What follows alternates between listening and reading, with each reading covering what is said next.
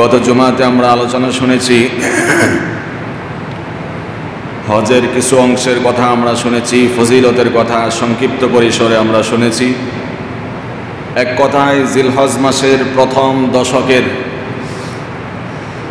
ফজিলত সম্পর্কে আমরা আলোচনা শুনেছি। এই মাসের এই 10 দিনে কি কি আমল করতে হয়, করা যেতে পারে, এই বিষয়গুলো আমরা সংক্ষিপ্তভাবে আলোচনা করেছি, শুনেছি। আলহামদুলিল্লাহ, এর মধ্যে অন্যতম একটি আমল ছিল রোজা রাখা। আমাদের অনেক মুসল্লি ভাইয়েরা নিয়মিতভাবে ধারাবাহিকভাবে রোজা রাখছেন। এটি অত্যন্ত আনন্দের বিষয় যে তারা রমাদানুল মুবারকে যেমন সারা মাস রোজা রেখেছেন, জিলহজ মাসের প্রথম 10 দিনের ফজিলতের কথা শুনে তারা রোজা রাখার জন্য উদ্গ্রীব প্রকাশ করেছেন, আগ্রহ প্রকাশ করেছেন। সেই সাথে আরও যতগুলো বন্দিগি রয়েছে টুকটাক সকলেই করার চেষ্টা করছি। আল্লাহ আমাদের বন্দিগিকে কবুল করে নিন, বলুন আমিন। আমরা শুনছিলাম এই মাসের উল্লেখযোগ্য আনুষ্ঠানিক দুটি ইবাদতের কথা। একটি হচ্ছে হজ, অপরটি হচ্ছে কোরবানি। আনুষ্ঠানিক দুটির যেই ইবাদতটি কম বেশ সকলেই করে থাকি, সেই ইবাদতের নাম হচ্ছে কোরবানি। আগামী কয়েকদিন পরে ইনশাআল্লাহ আমাদের দেশে সেই কোরবানি উদযাপিত হবে। আমরা দোয়া করছি যারা কোরবানি দাতা, কোরবানি দিবেন, সকলের কোরবানি আল্লাহ তার সন্তুষ্টির উদ্দেশ্যে কবুল করে নেন। সেই কোরবানির সংক্রান্ত আমরা কিছু কথা শুনেছিলাম। প্রথমে আমরা কোরবানির তাহকিক বা বিশ্লেষণ শুনেছিলাম। এই শব্দের উৎপত্তি, শাব্দিক অনুবাদ, সরল অনুবাদ, পারিভাষিক অর্থ, এই বিষয়গুলো আমরা আলোচনা শুনেছি। আমরা শুনেছি কোরবানির ফজিলতের কিছু কথা, শুনেছি কোরবানির ইতিহাসের কিঞ্চিত অংশ চলমান ছিল। আমরা কোরবানির ইতিকথা আলোচনা করতে গিয়ে দাবি করেছিলাম কোরআনের একটি আয়াতের অংশ ধরে ওয়ালিকুল্লি উম্মাতিন জাআলনা মানসাকান। আয়াতের সরল অনুবাদ হচ্ছে আল্লাহ রাব্বুল আলামিন সমস্ত জাতির জন্য, সমস্ত উম্মতের জন্যই এই কোরবানির বিধানকে চালু করেছেন। সুবহানাল্লাহ। তাহলে এই কোরবানির প্রথা, প্রচলন, রেওয়াজ এটি নতুন কোনো বিষয় নয়, নতুন কোনো ইস্যু নয়, বরং কোরবানির প্রথা চালু করেছেন কে? আল্লাহ। একেবারে পৃথিবীর সূচনা লগ্ন থেকেই তথা মানব সৃষ্টির সূচনা লগ্ন থেকেই আল্লাহ এই কোরবানির বিধানকে চালু করেছেন। আমরা আলোচনা করতে গিয়ে বলেছিলাম আদম আলাইহিস সালাতু ওয়াস সালাম থেকে কোরবানির আবির্ভাব, সেই ইতিহাসটি কেমন ছিল আমরা জেনেছিলাম। আদম আলাইহিস সালাতু ওয়াস সালামের আর হাওয়া আলাইহিস সালাতু ওয়াস সালামের যখন সাংসারিক জীবন শুরু হলো, তাদের প্রত্যেক বৎসরে কতজন করে বাচ্চা আসতো? 2 করে বাচ্চা আসতো। প্রত্যেক বৎসরে জোড়ায় জোড়ায় একজন ছেলে একজন মেয়ে আল্লাহ রাব্বুল আলামিন হাওয়া আলাইহিস সালাতু ওয়াস সালামের গর্ভে জন্ম দিতেন। এইভাবে আদম আলাইহিস সালাতু ওয়াস সালামের জীবদ্দশাতেই তার সন্তান সন্ততি নাতি পুতির সংখ্যা কতজন ছিল? 40,000। মাশাআল্লাহ, 40,000 পর্যন্ত তিনি সচক্ষে দেখে গিয়েছেন। একজন সফল বাবা, একজন সফল দাদা, একজন সফল নানা। আমরা অনেক সময় আগ্রহ পোষণ করি যে নাতির বিবাহটা দেখতে চাই, তারপরে নাতির বিবাহ দেখা হয়, এরপরে নাতির পরবর্তী জেনারেশন, এই জেনারেশনের বিবাহও অনেক মুরব্বিয়ানি কেরাম দেখে যেতে পারেন। এটি বড় প্রশংসার বিষয় এবং সান্ত্বনার বিষয়। তো আমাদের কয়েক জেনারেশন পর্যন্ত দেখার তৌফিক হয়, সম্ভব হয় যদি হায়াত লম্বা হয়। কিন্তু আদম আলাইহিস সালাতু ওয়াস সালামের হায়াত যেহেতু আল্লাহ দীর্ঘায়িত করেছিলেন, লম্বা হায়াত দিয়েছিলেন, যার ফলশ্রুতিতে তিনি তার জীবদ্দশাতেই নাতিপুতি এবং সন্তান সন্ততি দেখে গিয়েছেন 40,000। সুবহানাল্লাহ।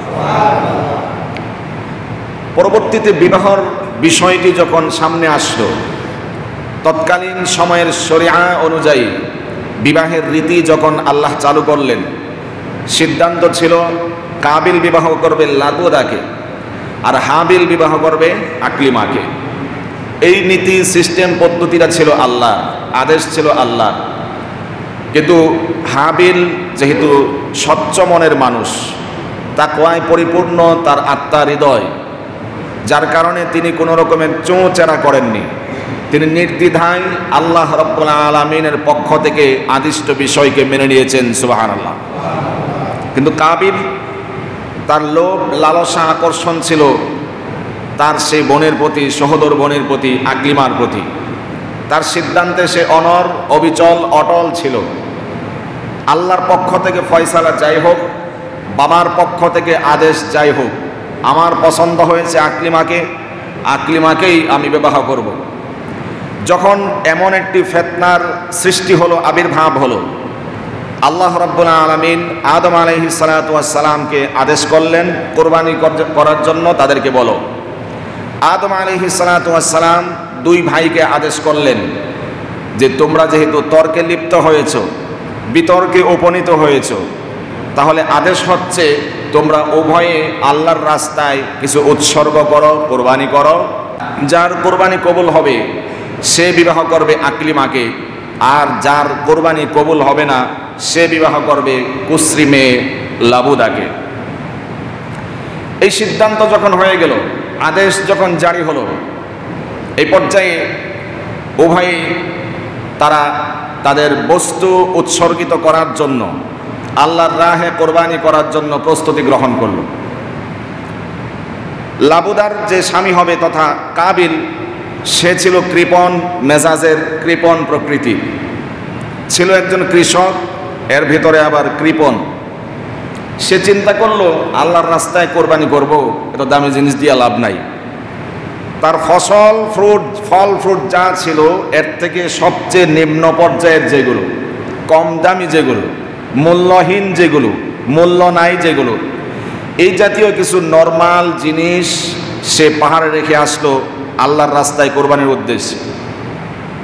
আর হাবিল, যার ভিতরে তাকওয়া ছিল, আল্লাহর ভয় যার ভিতরে বিরাজমান ছিল, তিনিও কোরবানি করেছেন।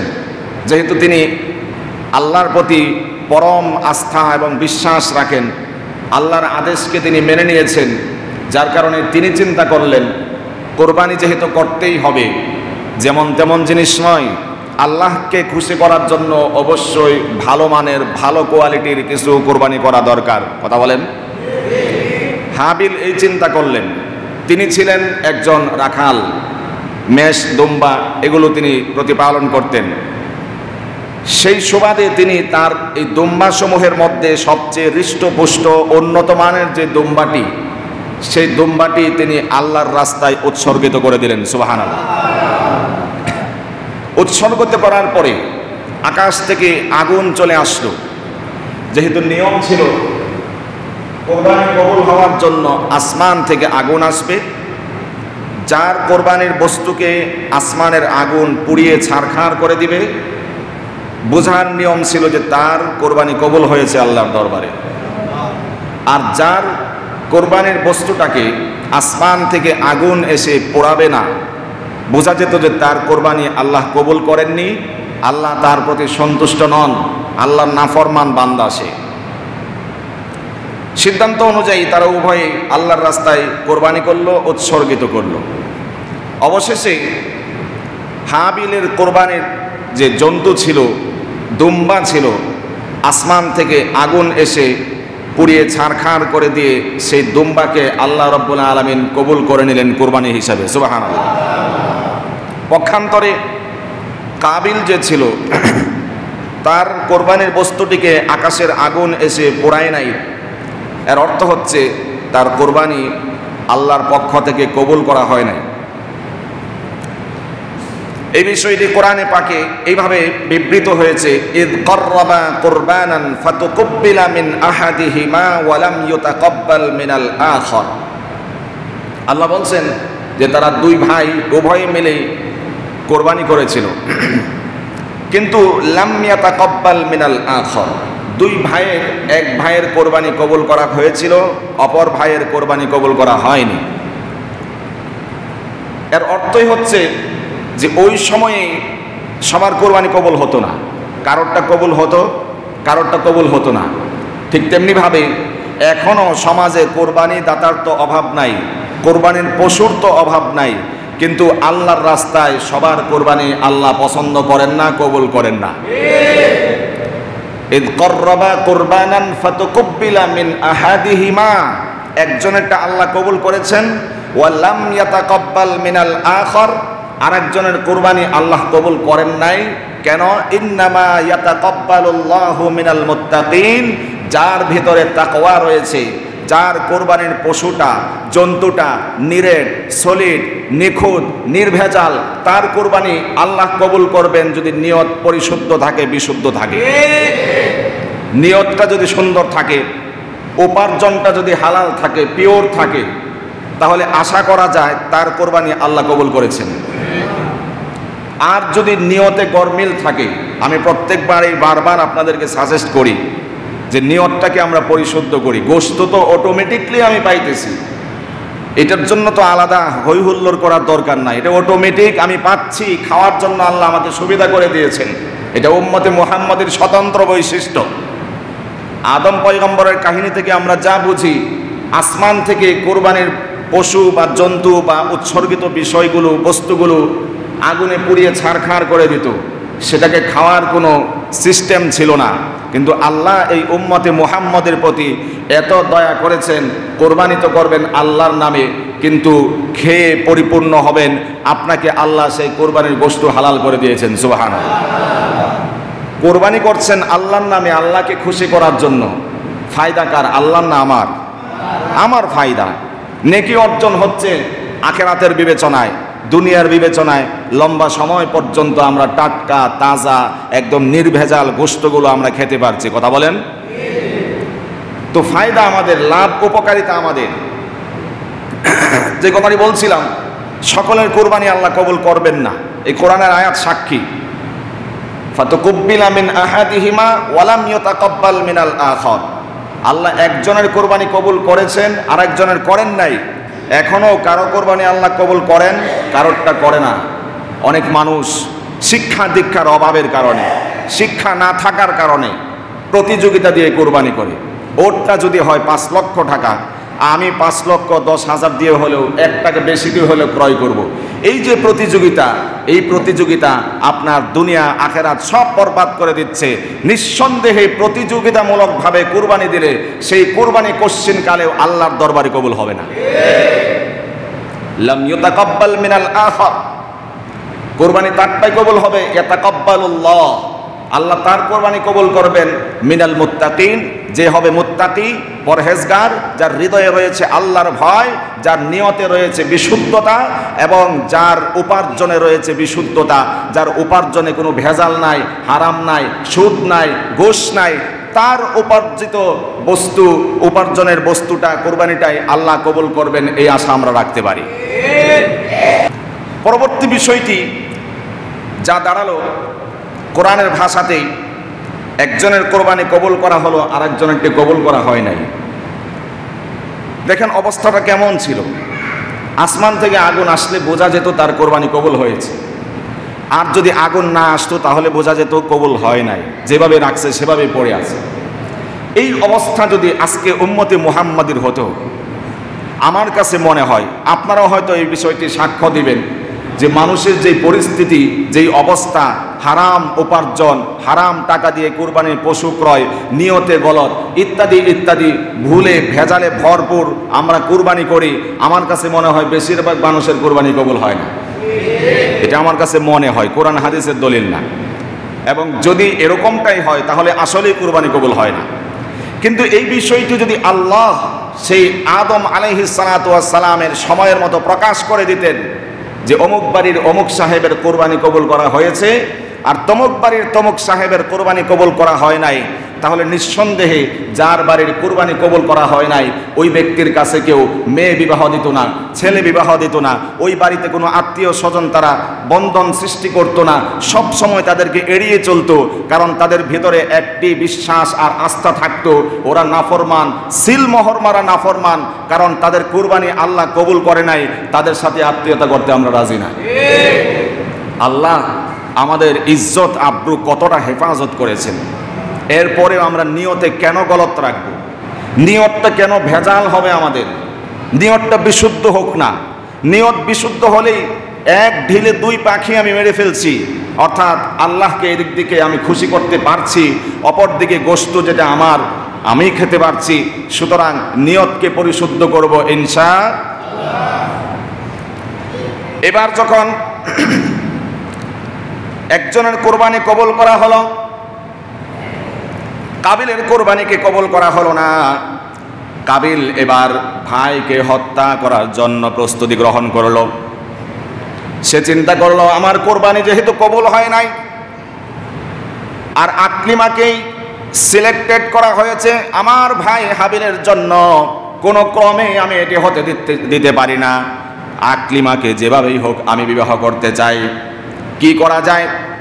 ওই কাবিল সিদ্ধান্ত গ্রহণ করলো আমার ভাই হাবিলকে যদি আমি এই দুনিয়া থেকে বিতাড়িত করতে পারি, চিরজীবনের জন্য সরিয়ে দিতে পারি, তাহলে আমার সিদ্ধান্তে আমি সাকসেসফুল হব। এই সিদ্ধান্ত অনুযায়ী সে এবার হাত প্রসারিত করলো, ভাইকে হত্যা করে ফেলবে, খুন করে ফেলবে। কোরআনে হাকিমে আল্লাহ রাব্বুল আলামিন এই কথাটিকে এইভাবে ফুটিয়ে তুলেছেন, লাইম বাসাত্তা ইলাইয়া ইয়াদাকা লিতাকতুলানি মা আনা বিবাসিতি ইয়াদিয়া ইলাইকা লিআকতুলাক ইন্নী আখাফুল্লাহ রাব্বাল আলামিন। ভাই এবার হাতকে সম্প্রসারিত করলো তার ভাইকে হত্যা করার জন্য। সে ভাইকে বলল লাআকতুলান্নাকা, আমি অবশ্যই তোমাকে হত্যা করে ফেলবো, কারণ তোমাকে হত্যা করতে পারলেই আকলিমার কোঠা খালি হবে, আকলিমাকে আমি বিবাহ করতে পারবো। সে এই নিয়তে ভাইয়ের দিকে হাতকে সম্প্রসারিত করলো। মা আনা বিবাসিতিন ইয়াদিয়া ইলাইকা লিআকতুলাক। সে বলল ভাই তুমি যদি আমাকে হত্যা করো আপত্তি নাই, আফসোস নাই, বাধা দেব না, তবে কথা হচ্ছে তুমি আমাকে হত্যা করলেও আমি তোমার ভাই হয়ে তোমাকে হত্যা করতে পারবো না। সুবহানাল্লাহ বলেন। ভাইয়ের প্রতি সহমর্মিতা, ভাইয়ের প্রতি দরদ, উদারতা, আন্তরিকতা, বিনয়টা এমন হওয়া চাই যদি দুজনেই উত্তেজিত হয়ে যায়, এক ভাই আর এক ভাইকে খুন করব, সন্তানগুলো এতিম হবে, মহিলাটা স্ত্রীটা বিধবা হবে, যদি মা বাবা বেঁচে থাকে তারা হয়ে যাবে সন্তান হারা, মেয়ে হারা, ছেলে হারা, এর চেয়ে কষ্টের তাদের জন্য আর কিছুই থাকতে পারে না। ভাই বলল তুমি আমাকে হত্যা করতে পারো, কিন্তু আমি তোমাকে হত্যা করতে পারছি না। পরবর্তী অংশ বাদ দিয়ে এরপরে বলছি। পরে আল্লাহ রাব্বুল আলামিন এই ঘটনার শেষ লগ্নে একটি মেসেজ দিয়েছেন, যেই মেসেজটা বর্তমান পরিস্থিতি, বর্তমান বিশ্বের সাথে একেবারে ওতপ্রোতভাবে জড়িত এবং মানানসই যুক্তিসই একটি মেসেজ।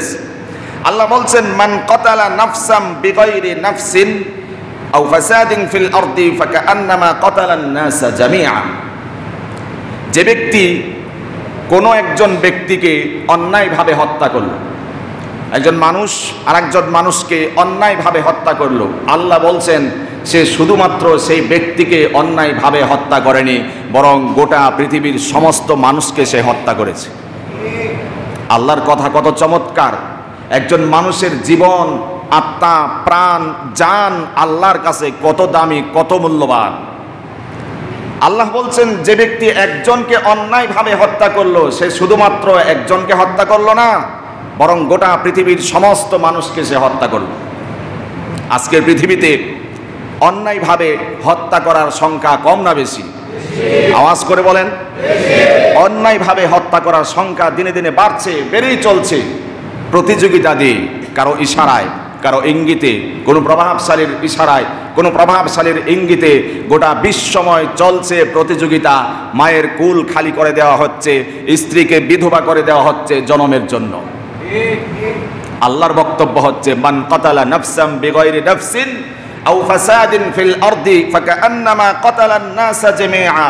তুমি একজন মানুষকে হত্যা করনি, বরং একজন মানুষকে হত্যা করার কারণে কেমন যেন গোটা পৃথিবীর সব মানুষকে তুমি হত্যা করেছো।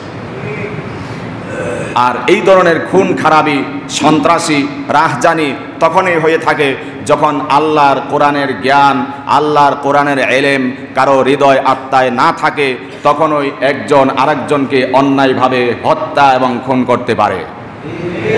কিন্তু যার ভিতরে কোরআনের জ্ঞান রয়েছে, এই বুকে হাত রেখে বলতে পারি, এই জাতির কর্ণধার, জাতির সবচেয়ে পুরোধা যাদেরকে বলা হয়, শ্রেষ্ঠ সন্তান যাদেরকে বলা হয়, কোরআনের খাদেম যাদেরকে বলা হয়, ওলামায়ে কেরামের এই সিনায় আত্মায় কোরআনের জ্ঞান থাকার কারণে ওলামায়ে কেরাম কোশ্চিন কালেও সন্ত্রাসী করতে পারে না, ডাকাতি করতে পারে না, চুরি করতে পারে না, অপর কোনো মুসলমানকে অন্যায়ভাবে হত্যা করতে পারে না। এটি হচ্ছে কোরআনের মুআজিজা। কোরআনের জ্ঞান যার ভেতরে আল্লাহ রাব্বুল আলামিন প্রলেপ করে দিয়েছেন, সে কোনোদিন আরেকজনকে অন্যায়ভাবে হত্যা করতে পারে না। তবে দুঃখজনক হলেও সত্য, গোটা বিশ্ব মিডিয়া আজকে ইসলামের রাহবার যারা, কোরআনের ধারক বাহক যারা, তাদেরকেই হত্যা করছে, তাদেরকেই খুন করছে, তাদেরকেই গুম করছে।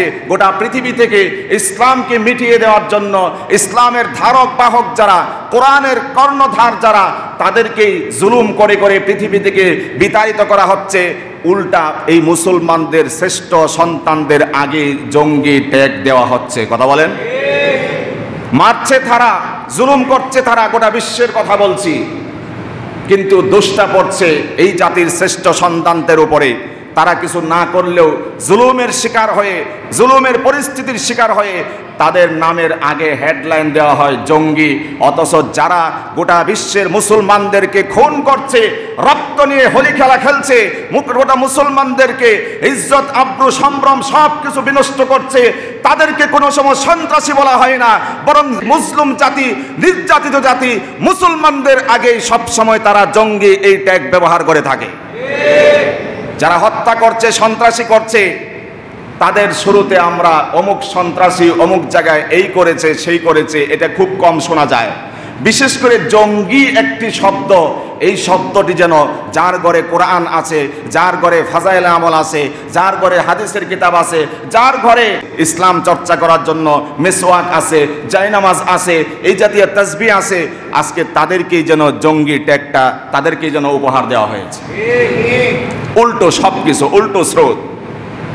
ইসরায়েলের দিকে তাকান, এই সমস্ত আলোচনা তো শেষ, লম্বা আলোচনা হয়েছে। আমরা তাদের পাশে দাঁড়াতে পারিনি, তাদের জন্য কিছু করতে পারিনি।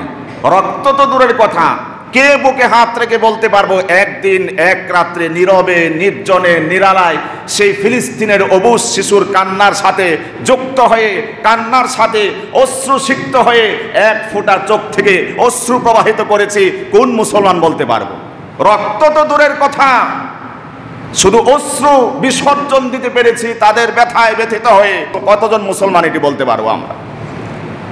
আন্দোলন করতে গিয়ে রাজপথে তাদের পক্ষে সমর্থন দিয়ে আমরা স্লোগান তুলতে পেরেছি, ইসরায়েলকে বয়কট করো, ফিলিস্তিনকে স্বাধীন করো, এই জাতীয় স্লোগান তুলতে পেরেছি কতজন মুসলমান?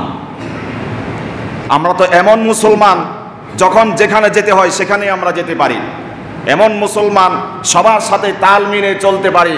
কিন্তু ইসলামকে নিয়ে, যাকে নিয়ে আমার কবরে যেতে হবে, যে ইসলাম আমার নাজাতের উসিলা হবে, সেই ইসলামের জন্য কয় কদম অগ্রসর হয়েছি জীবনে।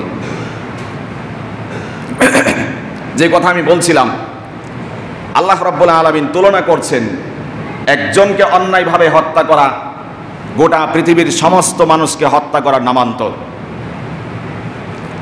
পরবর্তী আয়াতের অংশটি আরো সুন্দর, চমৎকার।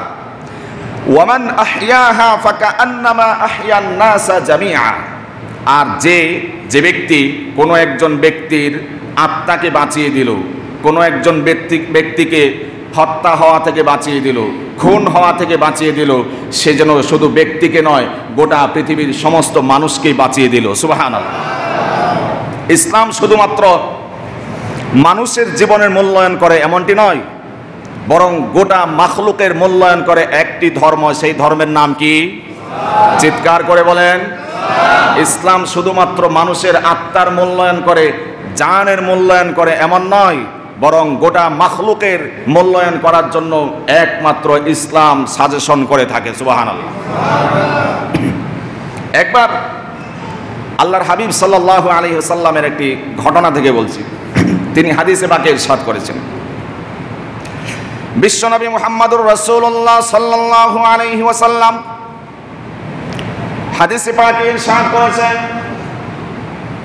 একজন পতিতা মহিলা যার পেশায় ছিল পতিতা আবৃত্তি, সেই মহিলা একবার পথ ধরে কোথাও যাচ্ছিল।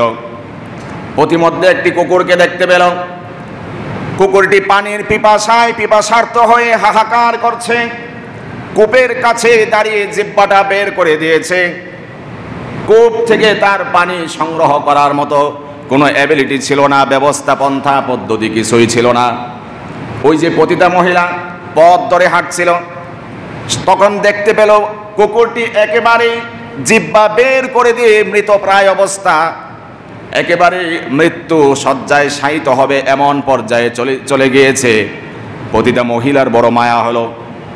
মায়া হওয়ার পরে তিনি চিন্তা করলেন, এই কূপ থেকে যে পানি উত্তোলন করে এই কুকুরের পিপাসা মেটাবো, কূপের তো কোনো বালতি নাই, কূপ থেকে পানি উত্তোলন করার মতো কোনো রশিও নাই, কি দিয়ে আমি পানি উঠাতে পারি?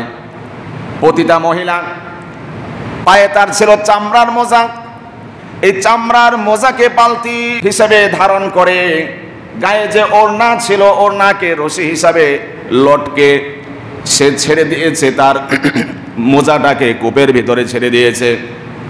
কূপের ভিতরে ছাড়ার পরে যতটুকু ধারণ ক্ষমতা রয়েছে ততটুকুই পানি উঠে এসেছে। পানি আসার পরে ওই কুকুরকে, পিপাসার্ত কুকুরকে সে পানি পান করিয়েছে। এদিকে আল্লাহ রব্বুল আলামিনের আরশে আজিম খুশি হয়ে গিয়েছে। পিপাসার্ত কুকুরকে যখন সে পানি পান করালো, তৃষ্ণা মিটে গেল। আল্লাহ রব্বুল আলামিন ওই মহিলার প্রতি এত বেশি খুশি হয়েছেন, ঈমানের দৌলত দিয়ে তাকে জান্নাতের জন্য চিরস্থায়ীভাবে কবুল আর মঞ্জুর করে নিয়েছে। একজন পতিতা মহিলা যার পেশার নেশায় ছিল এটি, দিনদারিতা বলতে কিছুই ছিল না, আল্লাহ বিল্লাহ বলতে কিছুই ছিল না, কিন্তু একটি কুকুরকে মায়া করার কারণে, দরদ প্রদর্শন করার কারণে আল্লাহ এত বেশি খুশি হয়েছেন। তুমি তো তার জীবনটা বাঁচাইয়া দিলা, তাকে জীবন বাঁচাতে সহযোগিতা করলা, পানি পিপাসা তুমি পানি দিয়ে তার পিপাসা মিটিয়ে দিলা, আমি আল্লাহ তোমার জীবনের সব গুনাহ মাফ করে দিয়ে জান্নাত ওয়াজিব করে দিয়েছি। সুবহানাল্লাহ। আল্লাহ তাকে ঈমানের দৌলত দিয়েছেন, ঈমানের দৌলত দিয়ে জান্নাতের মেহমান করে নিয়েছেন। তাহলে ইসলাম শুধুমাত্র মানুষকে মূল্যায়ন করতে বলে না, বরং গোটা মাখলুকাতকে মূল্যায়ন করতে বলে ইসলাম। আবার এই ঘটনাও পাওয়া যায়, একটা বিড়ালকে এক মহিলা কষ্ট দেওয়ার কারণে সে চলে গিয়েছে জাহান্নামে। বিশ্বনবী বলেছেন, একজন মহিলা বাড়িতে একটি বিড়াল ছিল, বিড়ালটিকে খাবার দাবার কোনো কিছুই দিত না সে, বরং তাকে বেঁধে চরমভাবে কষ্ট দিত। দীর্ঘদিন পর্যন্ত তাকে বেঁধে রেখেছে, খাবার দেয় না, পানীয় কিছুই দেয় না, বরং খাবার যে সে নিজে জোগাড় করে খাবে সেই সুযোগটুকু করে দেয় না। লম্বা সময় পর্যন্ত তাকে বেঁধে রেখেছে, তিলে তিলে তাকে হত্যা করেছে। এই হত্যা করার কারণে, বিড়ালকে হত্যা করার কারণে আল্লাহ রব্বুল আলামিন ওই মহিলার জন্য জাহান্নামের ফয়সালা করে দিয়েছেন। মহিলার জন্য জাহান্নামের ফয়সালা। একটি বিড়ালকে, বিড়ালের জীবনকে সে মূল্যায়ন করতে শিখেনি। একটা বিড়ালের জান চলে যাচ্ছে, তারপরেও তাকে খেতে দেয়নি, নিজে তো খেতে দেয়নি, বরং সে যে স্বাধীনভাবে খাবারটা নিজেরটা নিজে জোগাড় করবে, সংগ্রহ করবে, সেই সুযোগটুকু তাকে দেওয়া হয়নি। যার কারণে আল্লাহ রব্বুল আলামিন এই পরহেজগার মহিলাকে জান্নাত বাদ দিয়ে জাহান্নামের ফয়সালা করে দিয়েছেন। এজন্য মূল্যায়ন করতে হবে সমস্ত মাখলুকাতকে, কুকুরকে, বিড়ালকে, যত যাবতীয় জীব রয়েছে, গৃহপালিত জীব, যেগুলো মানুষের কল্যাণ বয়ে আনে, ক্ষতি করে না, অবশ্যই তাদেরকে মূল্যায়ন করতে হবে। এটি ইসলামের একটি অন্যতম শিক্ষা। মান আহইয়াহা ফাকান্নামা আহইয়ান নাসা জামিআ, যে একজনের প্রাণকে রক্ষা করলো, একজনের মৃত্যু থেকে হেফাজত করলো, আল্লাহ রাব্বুল আলামিন বলছেন সেজন্য একজনের জীবন ফিরিয়ে দিল না, বরং গোটা মাখলুকাতের, গোটা পৃথিবীর সমস্ত মানুষের জীবন ফিরিয়ে দিল। সুবহানাল্লাহ। এবার আসুন এই কোরবানি জিনিসটা কি, যেহেতু আমরা কোরবানি সংক্রান্ত আলোচনা করছি। সেম প্রশ্ন করেছিলেন সাহাবায়ে কেরাম রাদিয়াল্লাহু তাআলা আনহুম আজমাইন, ইয়া রাসূলুল্লাহ এই কোরবানিটা কি? মা হিয়াল আযাহি ইয়া রাসূলুল্লাহ। রাসূল সাল্লাল্লাহু আলাইহি ওয়াসাল্লাম জবাব দিলেন, সুন্নাতু আবিকুম ইব্রাহিম আলাইহিস সালাতু ওয়াস সালাম। কোরবানি হচ্ছে এমন একটি তরিকা, পন্থা, নীতি, আদর্শের নাম, যেই নীতি, আদর্শ, তরিকা, পন্থাটি হচ্ছে তোমাদের পিতা ইব্রাহিম আলাইহিস সালাতু ওয়াস সালামের পন্থা। সুবহানাল্লাহ। সাহাবীরা জিজ্ঞাসা করলেন, ইয়া রাসূলুল্লাহ ইব্রাহিম পয়গম্বরের পন্থা, রীতি নীতি জানতে পারলাম, কিন্তু আমাদের জন্য এর মধ্যে কি উপকারিতা রয়েছে জানতে চাই। বিশ্ব নবী বললেন, তোমাদের জন্য উপকার হলো কুরবানির পশুর যে জন্তু রয়েছে, কুরবানির পশু যে রয়েছে তার গায়ে যতগুলো পশম রয়েছে, এক একটি পশমের বিনিময়ে আল্লাহ রাব্বুল আলামিন এক একটি সওয়াব দান করে দিবেন। সাহাবায়ে কেরাম কৌতূহল নিয়ে আরো জিজ্ঞেস করলেন, ইয়া রাসূলুল্লাহ কুরবানির পশুর যতগুলো পশম রয়েছে, এক একটি পশমের বিনিময়ে তো একটি নেকি লেখা হবে। আমাদের প্রশ্ন হচ্ছে, দুম্বা, ভেড়া, বকরি জাতীয় যেই পশুগুলো রয়েছে এদের বেলায় কি হুকুম একটু বলুন। নবীজি বললেন, দুম্বা, ভেড়া, বকরি যে পশম রয়েছে ওগুলো কুরবানি করলেও এক একটি পশমের বিনিময়ে একটি করে নেকি লিখে দেওয়া হবে। একই হুকুম। আমরা হলে বাঁচার চেষ্টা করতাম, বিভিন্ন বাহানা দিয়ে, টাল বাহানা করে কোরবানি না দিতে হয়, এই চেষ্টা আমরা করতাম। সাহাবীরা চিন্তা করলেন, কোরবানি এত বড় কথা, সেই বড় বড় পশু হতে হবে, উট হতে হবে, গরু হতে হবে, মহিষ হতে হবে, এত বড় সাধ্য তো আমাদের নাই। আমাদের আছে বকরি, আমাদের আছে দুম্বা, আমাদের আছে ভেড়া, এই জাতীয় জিনিস আমাদের আছে। হুজুর এদেরকে যদি জবাই করি, কোরবানি করি, এদের বেলা কি এই সওয়াব আছে? নবীজি বললেন, হ্যাঁ, যদি তোমরা এগুলো জবাই করো, কোরবানি করো আল্লাহর রাস্তায়, তার গায়ে যতগুলো পশম রয়েছে এক একটি পশমের বিনিময়ে আল্লাহ রাব্বুল আলামিন এক একটি নেকি লিখে দেবেন। সুবহানাল্লাহ। আমরা বাঁচার চেষ্টা করতাম যে না দেওয়ার কোনো সিস্টেম নাই, আর তারা আমলটা করার জন্য উদ্গ্রীব প্রকাশ করেছেন যে হুজুর আমাদের তো গরু নাই, উট নাই, আছে কি ভেড়া, বকরি, দুম্বা, এগুলো দিয়ে দিলেও কি হবে? এর বিনিময়ে কি সওয়াবটা হবে? নবীজি জবাব দিলেন, হ্যাঁ অবশ্যই, সেই নেকি তোমার দ্বারা অর্জিত হবে। কোরবানির আরো একটি ফজিলত হচ্ছে, আমরা যে পশুকে আল্লাহর রাস্তায় কোরবানি করছি তার গায়ে যত পশম রয়েছে, তার গায়ে যত শিং রয়েছে, গায়ে যত হাড্ডি রয়েছে, যা কিছু আছে, এমনকি পায়ের খুরগুলো সহ এই সবগুলোকে কোরবানি দাতার আমলের পাল্লায় আল্লাহ রাব্বুল আলামিন সেদিন দণ্ডায়মান করবেন। সুবহানাল্লাহ। যখন এই পশুগুলো পাল্লাতে দাঁড় করানো হবে তখন পাল্লাটা ভারী হবে না, আর কমে যাবে? ভারী হয়ে যাবে। আল্লাহ রাব্বুল আলামিন এই কোরবানি দাতার জন্য এই পুরস্কারের ব্যবস্থা রেখেছেন। এই জন্য নিয়তটা বিশুদ্ধ করি আমরা সবাই। নিয়তটা হতে হবে একমাত্র কার সন্তুষ্টি? আল্লাহর সন্তুষ্টির জন্যই কোরবানিটা হতে হবে। আর আল্লাহর সন্তুষ্টির উদ্দেশ্যে যদি কোরবানি করা না হয়, সেটি যে আল্লাহ কবুল করবেন না, কোরআনে পাকে আল্লাহ রাব্বুল আলামিন বলেছেন। আল্লাহ রাব্বুল আলামিন কালামে হাকিমে ইরশাদ করেন, লান ইয়ানালাল্লাহা লুহুমুহা ওয়ালা দিমাউহা ওয়ালাকিন ইয়ানালুহুত তাকওয়া মিনকুম। আল্লাহ স্পষ্ট ঘোষণা শোনাচ্ছেন, ও কোরবানি দাতারা, কোরবানির পশুর যা কিছু রয়েছে, গোশত রয়েছে, হাড় গুড় যা রয়েছে, কিছুই আল্লাহ তোমাদের কাছে চান না, কিছুই আল্লাহর কাছে পৌঁছায় না, বরং তোমাদের ভিতরের যে তাকওয়া রয়েছে, নিয়ত রয়েছে, এই তাকওয়াটাই, মনটাই আল্লাহ রাব্বুল আলামিনের কাছে পৌঁছে যায়। ভিতরের কি খবর এটা কে জানেন? জোরে বলেন, কে জানেন? এখানে কি চলছে, কোন উদ্দেশ্যে কোরবানি চলছে, কোন উপার্জন দিয়ে, হালাল না হারাম, এটি কে জানেন? আল্লাহ বলছেন ওয়ালাকিন ইয়ানালুহুত তাকওয়া মিনকুম, তোমার আত্মায় কতটুকু তাকওয়া, খোদাভীতি, ভয় ভীতি রয়েছে, শুধুমাত্র এটি আমি চাই, এটি দেখতে চাই, এটি আমার কাছে পছন্দনীয়। তাকওয়া যদি পরিপূর্ণ হয়, আত্মা যদি পরিশুদ্ধ হয়, নিয়ত যদি বিশুদ্ধ হয়, নিঃসন্দেহে সেই কোরবানি আল্লাহ কবুল করে নেবেন। নিয়তের বিশুদ্ধতার কত দাম ঘটনা থেকে শোনাচ্ছি। আদম আলাইহিস সালাতু ওয়াস সালাম সর্বপ্রথম পৃথিবীতে কে এসেছেন? আদম পয়গম্বর যখন এই পৃথিবীতে আগমন করলেন, গোটা বিশ্বের সমস্ত জঙ্গলে, পাহাড় পর্বতে খবর ছড়িয়ে গেল। এমনকি জঙ্গলের পশু যারা ছিল তাদের কান পর্যন্ত আদম নবীর আগমনের কথা ছড়িয়ে গেল। এভাবে হরিণ যারা ছিল, বনের হরিণের কাছেও খবর ছড়িয়ে গেল। বনের হরিণের কাছে যখন খবর পৌঁছে গেল আদম পয়গম্বর পৃথিবীতে এসেছেন, আদম পয়গম্বরকে ইস্তেকবাল, ওয়েলকাম জানানোর জন্য হরিণের একটি কাফেলা ছুটে চলল আদম আলাইহিস সালাতু ওয়াস সালামের দ্বার প্রান্তে। হরিণের কাফেলা সেখানে পৌঁছার পরে আদম আলাইহিস সালাতু ওয়াস সালাম চিন্তা করলেন, আমি তো মেজবান, হরিণরা আসছে আমার বাড়িতে, তারা মেহমান, মেহমানের জন্য মেজবানের পক্ষ থেকে কিছু করতে হবে, এটি তার দায়িত্ব। কি দিয়ে আপ্যায়ন করবেন আদম পয়গম্বর বুঝে পাচ্ছিলেন না। অবশেষে আল্লাহ রাব্বুল আলামিন আদম আলাইহিস সালাতু ওয়াস সালাম যে সেই আল্লাহর আদেশ একটু মিস্টেক হওয়ার কারণে তার বস্ত্র যা ছিল খুলে পড়ে গিয়েছিল। আল্লাহ রাব্বুল আলামিন যখন তাকে পৃথিবীতে প্রেরণ করবেন, জান্নাতের 3 গাছের পাতা দিয়ে তার বস্ত্র নিবারণের ব্যবস্থা করে দিয়েছিলেন। এই যে 3 গাছের পাতা জড়িয়ে তিনি পৃথিবীর বুকে গমন করেছেন। হরিণরা যখন মেহমানের রূপ ধারণ করে আসলো, এবার আদম আলাইহিস সালাতু ওয়াস সালাম তাদের আপ্যায়নের জন্য 3 গাছের জান্নাতের যে পাতা তিনি নিয়ে এসেছেন, পাতাগুলো খুলে খুলে হরিণের মুখে তুলে দিলেন। হরিণ যখন সেই পাতা ভক্ষণ করলো, খেয়ে ফেললো, আল্লাহ রাব্বুল আলামিন তার এই নাভির মধ্যে একটি সুবাসের কারখানা নিযুক্ত করে দিয়েছে। তো হরিণরা গেছে মেহমান হয়ে।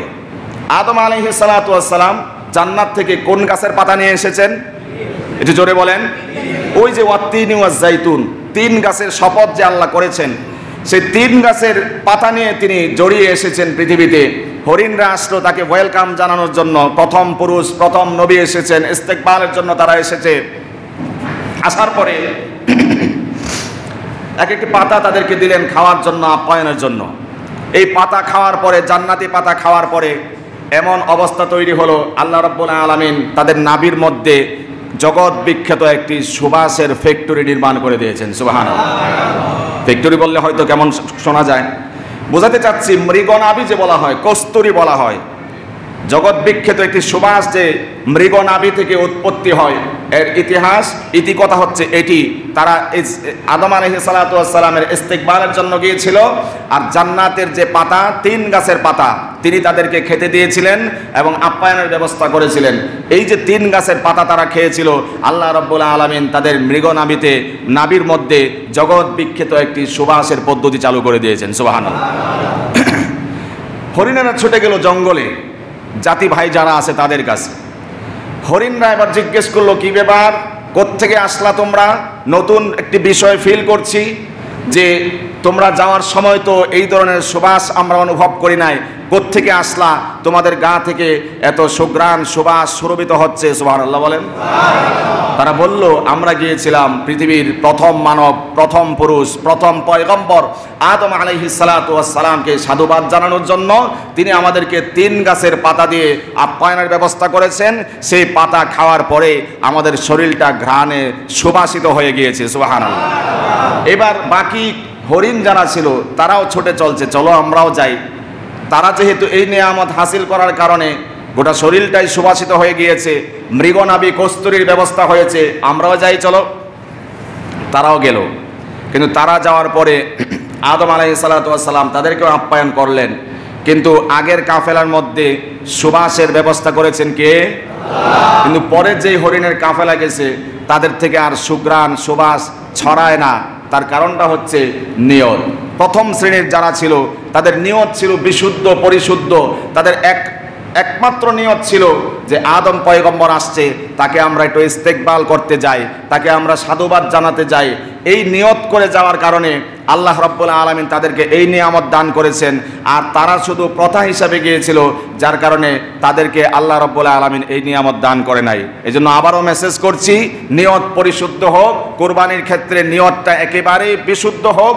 ক্রয় করার সময় থেকে যতক্ষণ পর্যন্ত ছুরি না লাগবে ততক্ষণ পর্যন্ত নিয়ত থাকুক যে আমি এক আল্লাহর সন্তুষ্টির উদ্দেশ্যে কোরবানি করছি। এই নিয়ত রাখতে পারবো ইনশাআল্লাহ। বলেছিলাম কিছু আনুষাঙ্গিক মাসআলা আপনাদের সামনে আলোচনা করব। সেই মাসআলাগুলোর একটি হাদিস থেকেই বলছি। রাসূল সাল্লাল্লাহু আলাইহি ওয়াসাল্লাম বলেছেন, মান কানা লাহু সাআতুন ওয়া লাম ইউযাহি ফালা ইয়াকরুবান্না মুসাল্লানা। রাসূল সাল্লাল্লাহু আলাইহি ওয়াসাল্লাম বলেছেন, যার সামর্থ্য আছে কোরবানি করার মতো, অ্যাবিলিটি আছে, যার কোরবানি করার মতো অর্থ কড়ি আছে, সম্পত্তি আছে, রাসূল সাল্লাল্লাহু আলাইহি ওয়াসাল্লাম তার সম্পর্কে বলেছেন, ওই ব্যক্তি যদি কোরবানি না দেয় তাহলে সে যেন আমাদের ঈদগাহে না আসে। বড় একটি হুমকি, বড় একটি ধমকি, বড় একটি সামাজিক বয়কট বলা যেতে পারে। যার অবস্থা ভালো ছিল, যার অবস্থা সুন্দর ছিল, কোরবানি করার মতো যার সামর্থ্য ছিল, কিন্তু কোরবানি করল না, বিভিন্ন টালবাহানা করে করে, রাসূল বলেছেন তাকে সামাজিকভাবে বয়কট করো, সে যেন ঈদগাহে ঈদের দিন না আসে। এর চেয়ে বড় নিন্দা, এর চেয়ে বড় ধিক্কার, এর চেয়ে বড় তিরস্কার ইনসাল আর কি হতে পারে? সামর্থ্য ছিল, কোরবানি করো নাই, ঈদগাহে আসবা না, এই মুখ নিয়ে, এই চেহারা নিয়ে আমাদের ঈদগাহে তোমরা আসবা না, বলেছেন রাসূলুল্লাহ সাল্লাল্লাহু আলাইহি ওয়াসাল্লাম। এবার আসুন, কোরবানি কার উপরে ওয়াজিব হয়, কখন ওয়াজিব হয়? কিছু শর্ত সাপেক্ষে। অবশ্যই তাকে আপনার জ্ঞানবান হতে হবে, সুস্থ মস্তিষ্কের অধিকারী হতে হবে, মুসলমান হতে হবে, শাহবালক হতে হবে, মুকিম হতে হবে, ইত্যাদি ইত্যাদি।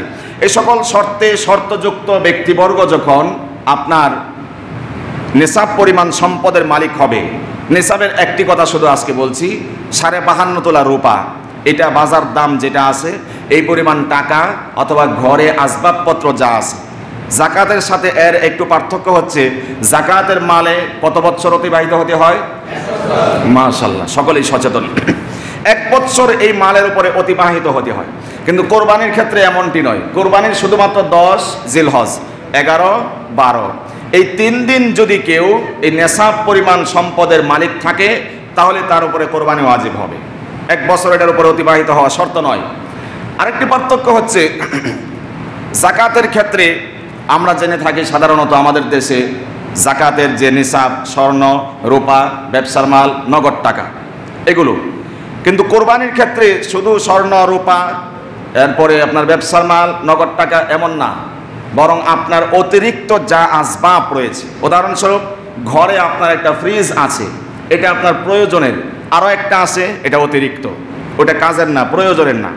আপনার একটা জমি আছে, এটা প্রয়োজনের, আর একটা জমি ফেলে রাখছেন এমনি, এটা প্রয়োজনের না, এটা অতিরিক্ত। আপনার একটা বাড়ি আছে, এখানে বসবাস করেন, আর একটা বাড়ি আছে ওটা ভাড়ায় ফেলে রাখছেন, ওটা প্রয়োজনের অতিরিক্ত। আপনি যেটা থাকছেন এটা আপনার প্রয়োজনের, কিন্তু আরও একটা যে বাড়ি আছে ওইটা আপনার প্রয়োজনের অতিরিক্ত, এক্সট্রা। এটা এই জাতীয় প্রয়োজনের অতিরিক্ত যা যা আছে, 3টা পোশাক আপনার, 3টা পাঞ্জাবি মনে করেন, এটি আপনার প্রয়োজন, এর উপরে যা আছে 4 থেকে যা এক্সট্রা আছে এগুলো প্রয়োজনের অতিরিক্ত। এভাবে ঘরে যত রকমের আসবাব আছে প্রয়োজনের অতিরিক্ত, এই সব কিছু হিসাব নিকাশ করার পরে 52.5 তোলা রূপার সমপরিমাণ মূল্য যদি দাঁড়ায় তাহলে ওই ব্যক্তিকে কোরবানি করতে হবে, সে মহিলা হোক পুরুষ হোক। আচ্ছা, পরের মাসআলা হচ্ছে, আমরা অনেক সময় একান্নভুক্ত পরিবারে বসবাস করি। একান্নভুক্ত পরিবার বলা হয় 4 জন সন্তান মনে করেন, বা কয়েকজন সন্তান মিলে ইনকাম করে এক একজনের কর্মস্থল থেকে। বাবা আছে একজন, বাবার কাছে তারা টাকা পয়সা পাঠায়, ইনকামের টাকা পাঠায়। প্রায় ক্ষেত্রে এমনটা দেখা যায়, বাবা শুধুমাত্র একা বাবা কোরবানি করে। যদি সব সন্তানের উপরে আলাদা আলাদাভাবে কোরবানি ওয়াজিব হয় তাহলে শুধুমাত্র বাবা কোরবানি করলে সন্তানদের পক্ষ থেকে কোরবানি আদায় হবে না। বিষয়টি খেয়াল রাখা চাই। যারা যারা সামর্থ্যবান সন্তান, 3 জন সন্তান হোক বা আরও বেশি হোক কম হোক, সবাই যদি আলাদা আলাদাভাবে নেশাব পরিমাণ সম্পদের মালিক হয়, সবাইকে আলাদা আলাদা কোরবানি করতে হবে। বাবা একা সবার পক্ষ থেকে কোরবানি আদায় করে দিলে তাদের ওয়াজিব আদায় হবে না, এই বিষয়টি খেয়াল রাখা চাই। আরেকটি মাসআলা, ঋণের মাসআলা। এইগুলো আগে আলোচনা হয়েছে। ঋণ দুই রকমের হয়। একটা হচ্ছে আপনার প্রয়োজনের ঋণ, দোকান থেকে খুচরা কিছু ঋণ করছেন বা বাকি লেনদেন করছেন দীর্ঘদিন পর্যন্ত, বাচ্চাকে স্কুলে পড়াচ্ছেন, কিছু ঋণ নিয়েছেন, ওষুধপাতির জন্য কিছু ঋণ নিয়েছেন। খুচরা ঋণ যেগুলো আছে এগুলো মাইনাস করার পরে যদি আপনার কাছে নেশাব পরিমাণ সম্পদ থাকে তাহলে কোরবানি করতে হবে। আর যদি ঋণ মাইনাস করার পরে নেশাব পরিমাণ সম্পদ না থাকে, কোরবানি ওয়াজিব নয়। আরেকটি হচ্ছে আপনার উন্নয়নমূলক ঋণ যেটা আছে, আমরা কিস্তি নেই, লোন নেই, ইত্যাদি ইত্যাদি, এভাবে লোন নিতে নিতে ঋণের পাহাড় গড়িয়েছি, এমন যদি হয় এই ঋণের কারণে আপনার কোরবানি মাফ হবে না। এই বিষয়টা পার্থক্যটা খেয়াল রাখা চাই। আরেকটি মাসালা, এগুলো পুরান মাসালা, আমরা আগেও বলছি, যার উপার্জন হারাম উপার্জন দিয়ে যদি পশু ক্রয় করে ওই ব্যক্তির কোরবানি সহি হবে না। এটা তার জন্য একটা আযাব, শাস্তি, ধিক্কার, লাঞ্ছনা, অবমাননা, যে তোমার উপার্জন হারাম, তোমার কোরবানি আমি আল্লাহ চাই না। যত বড়ই দেও, যত কয়টাই দাও, আমি আল্লাহর কাছে এই কোরবানির কোনো মূল্য নাই, কারণ উপার্জন হারাম। এই লোক যদি কারোর সাথে মিশে অথবা অন্য কোনো ব্যক্তি তার সাথে অংশীদার হয়, তাহলে একজনের হারাম মিশ্রিত হওয়ার কারণে সবার কোরবানি বাদ। এই মাসআলা আপনাদের মুখস্থ। আকিকার বিষয় অনেকে আমরা বাহানা তালাশ করি যে আকিকা তো দেওয়া হয় নাই বাচ্চাটার, তাহলে কোরবানি মনে হয় নাই। না, আকিকা কোরবানির ক্ষেত্রে প্রতিবন্ধক নয়। আকিকা হচ্ছে একটি মুস্তাহাব আমল, আর কোরবানি হচ্ছে ওয়াজিব আমল। কোরবানি যদি আপনার উপরে ওয়াজিব হয়, আকিকা দিয়ে থাকেন বা না থাকেন, অবশ্যই আপনাকে কোরবানি দিতে হবে। আকিকা এটার জন্য প্রতিবন্ধক নয়। মৃত ব্যক্তির পক্ষ থেকে আমরা অনেক সময় কোরবানি করে থাকি। দেখেন, আমরা যে গলত মাশহুর, অর্থাৎ সমাজে ভুল প্রচলন, এর মধ্যে একটি অন্যতম একটি প্রচলন হচ্ছে আমরা একটা লিস্ট যিনি জবাই করেন তার হাতে তুলে দেই যে এই কয়জনের নামে আমরা কোরবানি দিতেছি, এই কয়জনের নামে আপনি তেলাওয়াত করবেন, তারপরে আপনি ছুরি লাগাবেন। দুইটা খারাপই এখানে। এক নাম্বার হলো গরুটা শোয়া রাখে কষ্ট দিচ্ছি। দুই নাম্বার হচ্ছে এই যে নামে যে বললেন, কোরবানি হবে কার নামে? আওয়াজ করে বলেন। কোরবানিটা হবে আল্লাহর নামে। আর আমরা যে দিচ্ছি আমার পক্ষ থেকে, অমুকের পক্ষ থেকে, স্ত্রীর পক্ষ থেকে, বাবার পক্ষ থেকে, সন্তানের পক্ষ থেকে, এটি হচ্ছে বিশুদ্ধ কথা। আর নামে কার নামে? এই জন্য এটা বলবেন না আমরা 7 নামে দিচ্ছি, 7 জনের নামে দিচ্ছি, এইভাবে না। এমনকি যদি আপনি বিশ্বাস আর আকীদা লালন করেন আমি নবীর নামে দিচ্ছি, তাহলে ওটা শিরক হবে।